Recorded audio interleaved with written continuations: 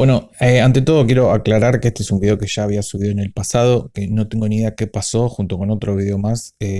No los tengo más en el canal, así que lo vuelvo a resubir. Debo reconocer que me costó un poco armar este video porque no encontraba una forma de explicar de manera gráfica algo que no se puede ver, no se puede tocar, tampoco se puede escuchar. Pero es justo en esta última palabra que me di cuenta lo similar que se comporta el sonido y las frecuencias inalámbricas. Así que voy a explicar en esta primera parte algunas cosas referentes al sonido, pero que nos van a ayudar a entender de manera más natural cómo se comportan las señales inalámbricas. Lo primero que quiero que sepas es que voy a emular dos auriculares que van a representar la conexión inalámbrica de 2.4 GHz y los 5 GHz. Situémonos en una habitación, estás con tus auriculares y querés escuchar la transmisión de un partido de béisbol, con unos auriculares que no cuentan con supresión de ruido, o sea que son unos auriculares comunes que no aíslan el sonido exterior, y vamos a ver cómo se escucha nuestro locutor unos segundos con estos auriculares sin supresión de ruido. Dos outs en la cuenta de 3 bolas y 2 strikes. Tomándose todo su tiempo Matt Harvey en la lomita. Viene el envío al home. Conecta. Dos outs en la cuenta de 3 bolas y 2 strikes. Tomándose todo su tiempo Matt Harvey en la lomita. Viene el envío al home. Conecta. No sé si se dieron cuenta el esfuerzo que hay que hacer por entender todas las palabras es mucho mayor y que en ocasiones no entendemos parte de una palabra o incluso una palabra completa de toda la oración.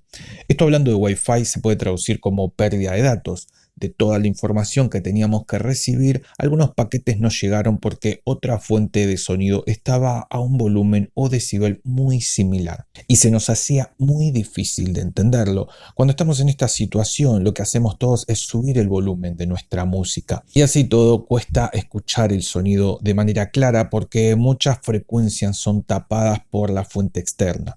Esto se llama compensación. Tenemos una fuente de sonido externa que no podemos controlar y subimos la música para tapar el sonido que nos está molestando.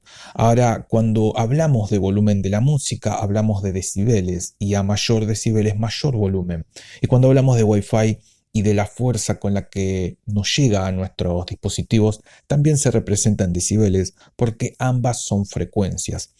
Ahora, antes de seguir con la explicación, veamos un ejemplo más de sonido, pero con auriculares con cancelación de ruido y el locutor con el volumen a la mitad. Escuchemos el mismo sonido en el mismo lugar por unos segundos. Dos outs en la cuenta de 3 bolas y 2 strikes. Tomándose todo su tiempo Matt Harvey en la lomita. Viene el envío al home. Conecta. Se dieron cuenta que sin necesidad de elevar el volumen, incluso bajando los decibeles a la mitad, podemos escuchar perfectamente todo porque al cancelar el ruido con los auriculares, el sonido ambiente no era tan fuerte como para, digamos, para perder paquetes de información que estamos escuchando. Ahora, antes que te preguntes qué tiene que ver todo esto, pasemos a las señales inalámbricas. Veamos las características de la señal Wi-Fi 2.4 GHz, que tiene 14 canales de conexión. Cada canal es de 22 MHz. Esto sería el ancho de banda representado en la imagen, y el ancho de banda total es de 2.4 a 2488. 88 GHz es la franja de la frecuencia. Si seguimos calculando, entran 4 canales con una banda ancha de 22 MHz por canal, de manera perfecta y sin interferir una de la otra. Pero por desgracia tenemos un canal de 22 MHz por cada 5 MHz, como pueden ver en el gráfico, y por consecuencia nos va a generar ruido porque terminan todas encimadas. Y esto se puede apreciar bastante bien en la imagen. Otro dato, por si alguno no lo sabe, es que estos canales se configuran automáticamente para que nuestros dispositivos se conecten por ese canal, y esto se configura desde el router y en general de manera automática. Se utiliza el canal 6, que siempre está bastante saturado, aunque también depende de dónde vivas y el tipo de router que tengamos, ¿no? También los que los rodean, ¿no? Los routers vecinos, pero existen aplicaciones para celulares que muestran el espectro de las señales dentro del canal que estemos conectados. En la imagen se puede ver que el 1, el 6 y el 11 están resaltados. Esto es porque estos canales están separados del resto y no se solapan, por lo que si querés cambiar el canal 6 y probar otro, te recomiendo que entres al router y lo cambies por el 1 o por el 11 y hagas pruebas de velocidad para probar cuál te conviene más. Y esto se pone peor si te cuento que casi todas las señales inalámbricas son en la frecuencia de 2.4 GHz, como por ejemplo celulares, Bluetooth, teléfonos inalámbricos, algunos periféricos de PC, consolas, microondas, Smart TV, tablets, notebooks que también cuentan con Bluetooth. Bueno, los Smart TV cuentan también con Bluetooth y un largo etcétera. Y para complicar un poco más las cosas, pensá que nuestros vecinos están haciendo un ruido similar al nuestro. Si vivís en un edificio, te podrás imaginar el caos de señal y ruido que se genera a la hora de querer usar un dispositivo inalámbrico. Y esto hace que aumente la latencia, afectando mucho a los juegos online y que baje la velocidad de internet, que muchos nos quejamos de que no llega a la velocidad que tenemos en nuestro plan. Esto sin ponerme a favor ni en contra de nadie, que en muchos casos es verdad que no cumplen con la velocidad contratada. Y hablando de velocidades, en este tipo de antenas tenemos tres muy conocidas: el 802.11b con 11 GB teóricos y entre 2 y 3 reales. También está el 802.11g con 54 MB teóricos y entre 10 y 29 MB reales. Y por último el 802.11n que cuenta con 300 MB teóricos y 150 reales. Aunque en realidad no son solo tres, estos son los tres más conocidos. Y quiero aconsejarte que si querés ver realmente qué velocidad llega el router, lo hagas con un dispositivo que esté conectado al router de manera alámbrica, o sea, por cable, porque no solo tenemos que ver los canales, la saturación o la distancia, también la calidad del receptor Wi-Fi que usamos. Ahora te preguntarás, ¿cómo puedo escapar de ese ruido que generan los dispositivos inalámbricos? Bueno, ¿recuerdan el auricular con cancelación de ruido? Bueno, eso es muy similar al Wi-Fi de 5 GHz, aunque este último es mucho mejor. Ahora vamos a ver por qué. Primero quiero ordenar un poco lo que estás viendo porque a simple vista es mucho más complejo de entender que el de 2.4, pero es solo a simple vista. En realidad es bastante simple y empecemos por los canales Wi-Fi, que en este caso van del 36 al 165. Si contamos la cantidad de canales nos da un total de 25, pero vemos que en el medio hay un rango diferente por color llamado canal DFS. Estos canales tienen prioridad de los gobiernos o centros militares, incluso hay unos canales para el clima, también aeropuertos. Esto significa que si estás cerca de un aeropuerto o una zona militar o gubernamental, es probable que estos canales los deshabiliten para no interferir con ninguna de las antenas mencionadas. Y esto nos baja bastante la cantidad de canales. Se puede ver que de 25 pasamos a 9, pero esto es solamente en zonas muy específicas. La gran mayoría vamos a poder disfrutar o usar la cantidad de 25 canales, y lo más importante con la diferencia al 2.4 GHz es que estos canales están separados y no se solapan, es decir, no hacen ruido entre los canales, por lo que tendrás una señal mucho más limpia, estable y clara. Esto es muy semejante a lo que expliqué de los auriculares y cómo, aislando el sonido que nos está molestando, podríamos mejorar la comprensión de la frecuencia que queremos escuchar. En el ejemplo del locutor, incluso pudimos bajar el sonido de nuestro reproductor sin pérdida de datos. Esto es un excelente momento para abrir un paréntesis, porque muchos piensan que porque su Wi-Fi de 2.4 tiene más señal, o sea, más decibeles en el dispositivo que vamos a conectar, es mejor. Y creo que quedó bien explicado que si tu Wi-Fi de 5 GHz tiene un 50% de conexión y el de 2.4 tiene 100, primero que el de 5 GHz tiene una velocidad de 433 MB y el de 2.4 tiene una velocidad de 150 MB. Por lo tanto, con menos conexión tendríamos mejor velocidad que la antigua tecnología de 2.4, y por otro lado, incluso con una señal de 25% contra la de 100, también estaríamos con una mejor señal, no solo por tener más velocidad, sino porque recordemos que es una señal limpia. Y en el ejemplo, aunque subimos nuestro reproductor al 100, el ruido era tan alto que perdíamos datos que necesitábamos. No siempre que algo tenga más cantidad de decibeles, fuerza o volumen es mejor. A veces es preferible un entorno sin tanto ruido.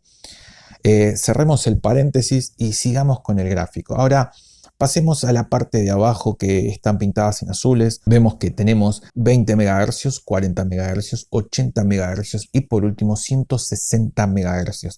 Estas frecuencias representan el ancho de banda. Recordemos que cada canal tiene un ancho de banda de 20 MHz en el Wi-Fi de 2.4. 22 para ser preciso, y que los canales están separados por 5 MHz. Bueno, con el Wi-Fi 5 GHz los canales tienen un ancho de banda de 20 MHz y una separación mayor para no solaparse. Este tipo de banda ancha se puede configurar desde nuestro router. Y para el ejemplo, vamos a usar el de 40 MHz. La diferencia es que vamos a tener más ancho de banda. Esto, para que se entienda, es como tener una ruta de 2 carriles, y si aumentamos la cantidad de carriles vamos a mejorar el flujo a más velocidad, más cantidad de información, mejor estabilidad porque no se producen cuellos de botella.